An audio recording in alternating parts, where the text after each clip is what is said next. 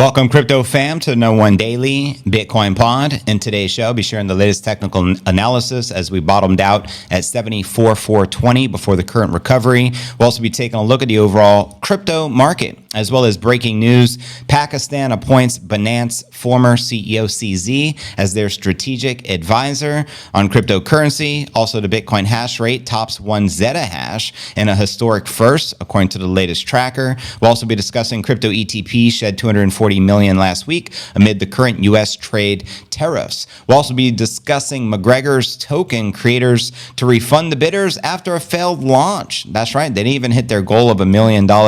I told you guys to stay away from that. We'll also be discussing Michael Saylor's strategy halts Bitcoin buys despite a dip below 87 Gs. Actually, the dip was below, in the 74 range. We'll also be discussing if history repeats back in 2020, the market crashed 45%, and a 45% crash from the 109 top would take us down to the 60,000 range before soaring 10x. That's right, a skyrocket 10x from there would take us to 600,000 per coin if history is to rhyme or repeat. We'll also be taking a look at the overall crypto market. All this plus so much more in today's show.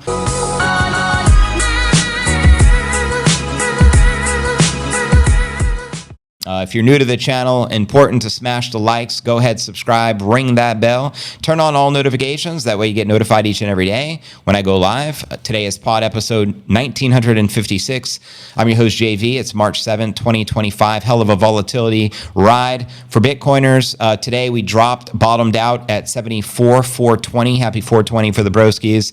We recovered 80 and we're currently at 78.3 at the time of the live stream. Let's kick it off with our market watch. As you can see on Coin360, Bitcoin, nice little recovery from 74. Ether still down 4% on the day, all the way down to 15. We saw it touch in the 14 range earlier. XRP down 5%, trading at $1.90. A lot of the top alts correcting and in the red. Checking out coinmarketcap.com. The current crypto market cap sits just shy of 2.5 trillion. The bidding market cap just above 1.5 trillion. We have 224 billion in volume, which is high, up 222% in the past 24 hours. Bitcoin dominance has been on the climb past couple of days. Currently 62.5%. Ether dominance has been on the decline, all the way down to 7.5%, which is the lowest we have seen it in years. And checking out top 100 crypto gainers past 24 hours. Can't make this shit up, folks. Fartcoin leading the pack. Let her rip, Fartcoin. Up 15% on the day, followed by Hyperliquid, up 8%, followed by Pendle, up 7%. Which alts, if any, are you bullish on for the bull? Holla. And checking out the crypto bubbles, we get a visual perspective starting here on the day. Safe to say, I'd say 60-40 green over red. Zooming out on the weekly, 90-10 red over green. Zooming out on the monthly, very similar, 90-10 red over green. A lot of the alts pretty much wrecked 10, 20, 30, 40%. And checking out the crypto greed and fear index. Today we're back in extreme fear. The silver lining is the lower this number goes, the more likely of a pump. And today we're 23. Yesterday at 34. Last week at 34. And last month a 28 in fear. And checking out the infamous time chain calendar. We have 158,636 blocks into the halving of 2028. We're currently on block number 891,364, and you currently exchange one fiat monopoly dollar for 1,277 sats. Pick up the sats, put down the gats, pick up some Bitcoin caps from my man Sergio over at bitcoincaps.net. Headline reads, Bitcoin price retakes 80,000 as U.S. stocks avoid Black Monday meltdown. That's right, broskies. Bitcoin sought a relief rally into the April 7th Wall Street open as U.S. stocks rebounded from a 4% loss. You can see Bitcoin bottomed at precisely 74,420, and I'm not making that up. That's the exact number via Coinbase, via the hourly chart. Trading views showed the area of around 80,000 forming a focus for Bitcoin after the pair hit a 5-month low. The fallout from the U.S. trade tariff continued to ricochet across the global markets, with Asia stocks closing the day with a considerable loss. At the same time, reports of a potential 90-day pause in the tariffs going live against the background of negotiations with over 50 U.S. trading partners help pair the losses in the futures markets ahead of the open and allowed the S&P and NASDAQ to avert a Black Monday 1987 style implosion. Quoting the Kabisi letter, NASDAQ futures were down nearly 7% at their lowest point last night. They also acknowledged the S&P fallen more than 20% from the February all-time high, opening in bear market territory for the first time since 2022. And here's a look at those stocks via the charts. S&P. Now check it. Continuing trading firm QCP Capital called international engagement over the tariffs remarkable, quoting them here. Yes, as the world scrambles to secure a seat at the table, markets are likely to remain on edge. And they also said the president, showing no signs of backing down, remarked that he doesn't want stocks to fall, but sometimes you have to take medicine. And with confidence in the credibility of the U.S. economy hanging in the balance, the coming days could prove too bitter a pill for the global markets and for Trump himself if meaningful progress isn't made before Wednesday. Now, meanwhile, Bitcoin attempted to solidify support in the mid 70,000 range, having come within spitting distance of the old all-time high. And I want to remind you guys, we've never seen Bitcoin go before, basically, after having the following cycle, it's never returned to the previous, below the previous cycle peak high, meaning we have never seen it go back. We shouldn't be anticipating it going back under 69, but we have retraced 45% in 2020. I was studying the charts earlier, and I'll discuss this in a little more details. We dropped 45% from the all-time high, previous cycle. If that were to repeat from 109, the current all-time high, that means we could potentially drop to 60. But the silver lining, after we did drop, post, I call it Novid era in 2020 in March, we dropped to 4,000, and then we soared within 12 months to 60,000. And then by November of 2021, we hit the cycle peak of 69,000. So if history is to repeat, we could potentially drop to 60 before climbing to 600,000, just FYI. And I'll show you what I'm talking about in a little bit. Quoting Glassnode, for now, Bitcoin seems to have found support at 74. This aligns with the first major supply cluster below 80, over 50,000, Bitcoin at 74.2. This level is mostly held by investors who have been active for 5 months, steadily raising their cost basis under 10 of March, after which they remain dormant. They also point out that the lows of 70 was another 175,000 BTC of cost basis clusters. The single largest level within this range was 71.6, holding around 41,000 BTC. The next more substantial support, 69.9, where 68,000 BTC are held. And breaking news, Pakistan, interesting, appoints Binance former CEO CZ as their strategic advisor on crypto. Ultimately, Pakistan's crypto czar is CZ, who had to pay that $4.3 billion fine to the Department of Justice for allegedly, doing some shady business. But nonetheless, that's pretty interesting. And I promised to pull up some of the charts, so check this out. This is pretty mind-boggling. We'll start with the 1 hour and work our way back. This is live chart action Jackson via Coinbase Satisfaction, via TradingView. The 1 hour chart does show we did drop all the way down. Again, 74,420 is the bottom. We recovered to 80, and now we're currently at 78.5. We do have an orange bear target scenario in play at 73,445. Let me know if you think the bottom is in, or you think we're likely to continue correcting amongst the tariff war with the Trumpster and the world here. Zooming out on the 4 hour, we also, as you can see, we had the big red candle down to the 74,420. Then we had a couple of recovery candles, and here we are. We also have a bottom target sitting at 73.4 in the 4 hour chart. Zooming out a little further, taking a look at a daily. The daily chart, you can see big red formation, unfortunately, but nonetheless, we're starting to bounce back. We do have a bull scenario in the red at 113, which would take us back to price discovery. Again, it's currently 109.3, which was achieved all the way back in January on Inauguration Day, believe it or not.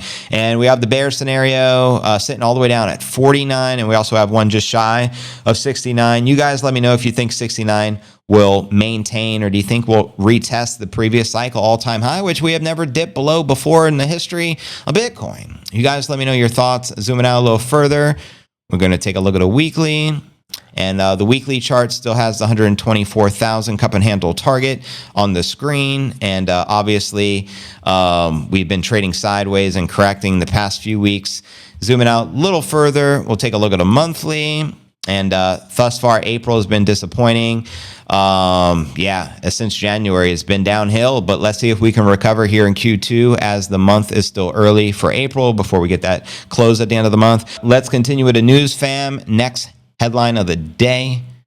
Let's see. Bitcoin, the silver lining here, though we just corrected to like a multi-month low, the hash rate just broke out, hit a zeta hash or zeta hash. I don't know how I even pronounce it because the number is so huge. I don't think I've ever pronounced that number before. But nonetheless, good sign for the network. The Bitcoin network hash rate topped 1 zettahash per second for the first time in Bitcoin's 16-year history. Congratulations, pretty little bitty going up forever, Laura.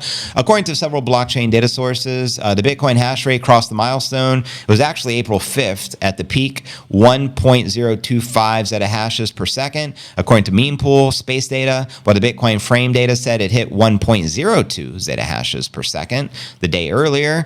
Data from Coin Wars says Bitcoin hash rate soared to as high as 1.1 zettahash per second April 4th at block height 890, 915. However, the same data indicates that the Bitcoin first crossed 1 zettahash on March 24th.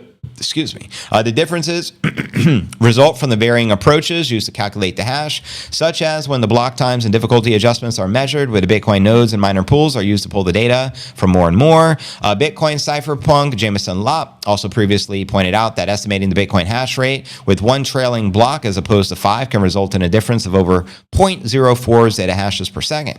Quoting him here, viewing the raw hash rate metric can be deceiving due to the random variations of the block times. So there you have it. But despite the discrepancies, the feature highlights the massive amount of computational power and increasing decentralization of the Biddy network, making it more secure than ever and significantly reducing the likelihood of a 51% attack. That's another silver lining. The network has never been as secure as it currently is. The Bitcoin network reported a rise of 1 zettahash per second, equivalent to 1,000 exahashes per second, marking a 1,000x increase since late January of 2016.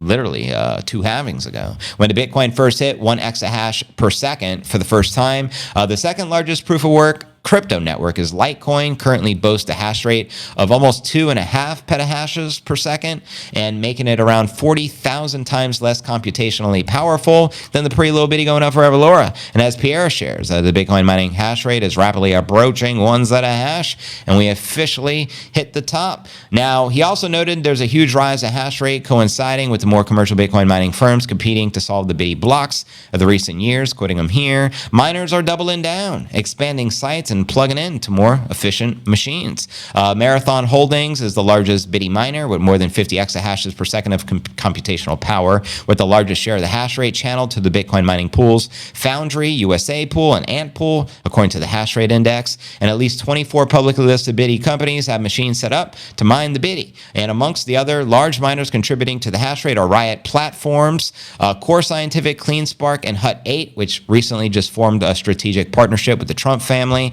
Now, the Bitcoin hash rate soars as the Bitcoin plummets on recession fears. Again, the silver lining, and quoting Max Kaiser, the Bitcoin price follows the hash rate. So even though the fiat equivalent is sinking, the bright picture here is it's only a matter of time before we recapture all-time highs, especially considering it's the year preceding the halving. I do not think the cycle peak is in at 109 because typically we rise 5, 10, 20x post-halving. Next story of the day, broskies. Let's discuss the Bitcoin ETPs, the exchange-traded products. That's right. Crypto ETPs shed $240 million last week amid the U.S. trade tariffs.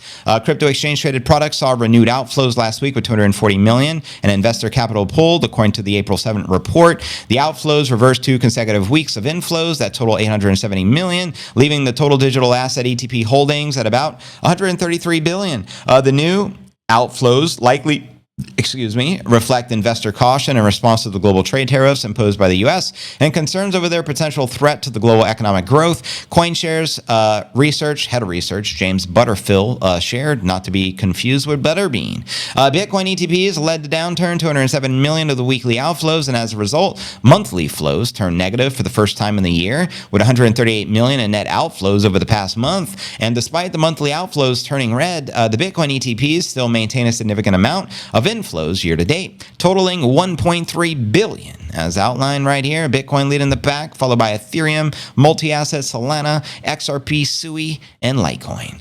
Check it. Grayscale leads the ETP outflows. That's right. Crypto ETPs by major crypto investment firm Grayscale led the losses amongst issuers last week, with 95 million withdrawn from its products. Grayscale's year-to-date outflows now stand at 1.4 billion. Damn, the highest amongst all the ETP providers. At one point, Grayscale was like the largest holder of Bitcoin. They had like over 600,000 Bitcoin, and then they just been outflows after outflows since the ETS went live when they converted their product from a trust, Grayscale Bitcoin Trust, to the ETF, ironic enough. And now, what's its name? BlackRock, the largest asset manager, is the one crushing it the most, over 50 billion worth of inflows since they launched.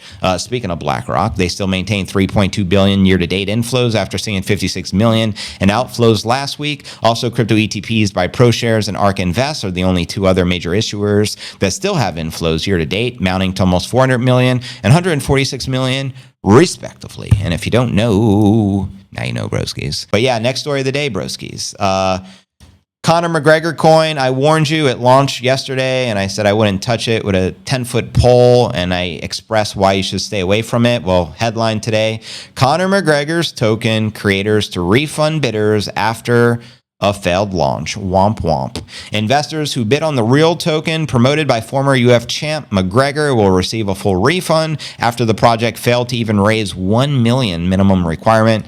That's pretty sad, but I'm proud of you guys for not supporting the bullshit. Quoting them here, we need to be real. We didn't hit our minimum raise. The developers of the real token shared, Real World Gaming said in the April 6th post, all bids will be refunded in full. And you know what? I respect that. Give the people their money back. It was a failed project from the start. This is not the end, though, they said. The team only managed to raise $392,000 in USDC over a 28-hour pre-sale, April 5th and 6th, less than half of the minimum required. And that's with Conor McGregor tweeting about it, telling everyone this is going to be the next big game changer in crypto. I called bullshit, and I'm proud of that call because I was obviously right. The public sale of the 60 million real tokens, 3% of the total 2 billion real supply, initially targeted a fully diluted value of 120 million with a sealed bid auction starting at 6 cents per token. Only 668 participants were involved. That's an epic fail when you got Hawk Tuah Girl having more successful launches than Conor McGregor. McGregor, the UFC fighter turned entrepreneur and Ireland political candidate. He claims he's going to run for president in Ireland. Initially claimed his token would be more legitimate than any other celebrity endorsed token with frequency resulted in which, obviously there's rug pulls every launch. This is quoting him. This isn't some celebrity endorsed bullshit token. It's a real game changer that will improve the crypto ecosystem as well as make real change in the world. So much for that real change in the world. Here's a message from Conor himself. It's red panty night when you sanctify me, eh? Back at home with your wife. It's a celebration. I mean, you can't make this shit up. He literally tweeted, ladies and gentlemen, this is real. It's a celebration. People are always saying about the talk, and I talk, but guess fucking what? I back it up. He backs it up, though. The real token launched in the middle of a sharp market downturn. I'm sure that didn't help him. With Bitcoin falling, while the U.S. stocks saw an estimated 6.6 trillion in losses, April 3rd and 4th, the largest two-day loss ever as Trump's tariff plans continue to raise recession fears. Meanwhile, meme coins have also been cooling off since the launch of the official Trump meme coin, January 18th of 2025, as well as the Libra token scandal involving President Javier Milei in Argentina in late February also exacerbated the downwards trend. The once 100 billion meme coin market has now fallen below 44 billion and is down 13% over the last 24 hours. Here's my speculation. I think more and more celebrities will continue to launch more meme tokens now that the SEC and regulators have deemed that they're not unregistered securities. So if the Hawk Tuah girl can get away with the rug pull, why wouldn't endless celebrities continue to do the same thing, pillaging the crypto market? But there you have it. Again, I'm proud of you guys for not supporting the bullshit. And if you don't support it, we'd see less of the bullshit in the markets. All right, next story of the day. We'll discuss the latest from Saylor. And then we'll discuss, a silver lining that if we do repeat the 2020 cycle and we drop a collective of 45% from the top, which would mean a 60,000 bottom, that we can ascend 10x, potentially hitting 600,000. But first, Michael Saylor's strategy halts Bitcoin buys despite a dip below 77. I don't know why it says 87. Maybe that's a typo. We know we just tapped 74,420 here this morning. But yeah, Michael Saylor's firm strategy, the world's largest publicly listed corporate holder of the Biddy, did not add to its Bitcoin holdings last week as Bitcoin price has now bottomed out at 74,420. My thinking is he's probably buying behind the scenes and hasn't announced it yet, but that's just my thinking. Let me know your thoughts. In a filing with the US SEC April 7th, Strategy announced it made no Bitcoin purchases during the week of March 31st to April 6th, so it didn't pull the trigger for this week. The decision followed a week of heightened market volatility, with Bitcoin surging as high as 87,000 April 2nd after starting the week around 82, according to CoinGecko. Maybe he anticipated a further dip, and it was just a strategic decision, considering we dropped significantly from there. Bitcoin fell below 80 April 6th, a significant discount from the average price of Strategy's previous 22,000 Bitcoin purchase, which was its most recent, which they announced on March 31st. In the period from March 31st to April 6th, Strategy also did not sell any shares of their Class A common stock, which it tends to use for financing the Bitcoin buys, according to the filing. And as of April 7th, Strategy held an aggregate amount of 528,000 Bitcoin bought for $35 billion at an average price of 67,458 per BTC. Quoting Strategy B's report here, our unrealized loss on digital assets for the quarter ended March 31st, 2025 was $5.91 billion, which we expect will result in a net loss for the quarter ended March 31st, 2025, partially offset by a related income tax benefit of $1.69 billion. Bitcoin is the most volatile because it is the most useful. And while Strategy avoided buying Bitcoin last week, their co-founder Mikey Saylor, the Giga Chad, continued posting about the crypto asset superiority on social media, quoting him here, Bitcoin is the most volatile because it's the most useful, Saylor wrote on a post soon after Bitcoin tumbled from the intra-week high of 87 on April 2nd to below 82, following the tariff announcement by the POTUS, the Trumpster. And quoting Saylor, Bitcoin is the most volatile because it is the most useful. Today's market reaction to the tariffs is a reminder inflation is just the tip of the iceberg. Capital faces dilution from taxes, regulation, competition, obsolescence, and unforeseen events. Bitcoin offers resilience in a world full of the hidden risk. And if you don't know, now you know. Biddy Broskies. All right, now for our featured story of the day. If Bitcoin were to repeat the previous cycle, that means we can potentially drop down to $60,000, hence a 65% crash from the top before soaring 10x, so potentially hit 600,000, if not 2025, then by late 2026. So here's a post that caught my attention by Luke Broyles. And I'm going to read it for you. You should be able to see this on your screen. He wrote this on X. 5 years ago, we had a stock market crisis in 2020. That was post-Novid. Bitcoin fell 40% in one day. One day, I remind you. So what's a 5% correction? People panicking when we have dropped 40% in a single day and a total of 25% collectively. The S&P 500 fell almost 10% on that same day. Bitcoin bottomed at 4,000. I know what I did. I made one of my larger, Bitcoin purchases. I believe I had like 20 grand cash sitting around and I bought 5 Bitcoin for $4 grand. What did you guys do post COVID crash? Let me know. Then it went up 17x in the rebound from the crisis as we printed money. Pretty little money printer go. Brr. Now, if Bitcoin falls 45% from the top and does a 10x in a similar time frame, we'd see a $600,000 biddy in late 2026, which obviously next year. I don't care if Bitcoin is 50,000 or 600,000 next year. It is lower risk and more humanitarian than corporate paper. I agree with that. And if you're more worried about your Bitcoins being worth more or less next year than the 10 million going to die from inefficiency in the next year, you and I aren't in the same mission. Stocks had a higher human cost, less upside, and higher downside risk in time frames over 2 years. No matter what the prices do, I expect the S&P 500 to fall 80% against Bitcoin in the next 5 years. Let me know if you agree or disagree with that. I also suspect in 5 years, 60,000 will sound as cheap as 4,000. And most will forget the pain of April 2025 like most forgot March of 2020. My only fear is for those with sub 5% exposure, which is for basically everyone I know besides me. The deeper this market crash, the more terrifying the big print in the next 18 months. And as you can see, I mean, the chart says it all. You can see the March 12th, 2020 post-Novid outbreak economic shutdown, the big red taking us down 40% in a single day for a collective drop of 65% from the top. And then we resurrected and bada boom, we bought some biddies and pretty little bitty been doing its thing. Do you think history is likely to repeat? Let me know your thoughts. I'm also going to pull up the X account of the high priest, the one and only Max Kaiser. And let's see some of his most recent post here. Shout out CUBO over there in El Salvador. Obviously, they've been teaching kids. The education is phenomenal out there, teaching people about the biddy. Also, the Bitcoin office continues to buying the dippity dip.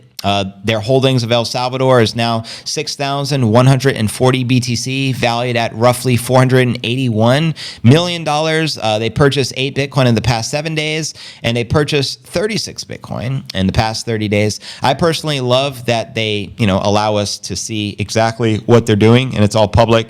This is back at around the 1987 stock market crash, and this is a classic Max Kaiser clip.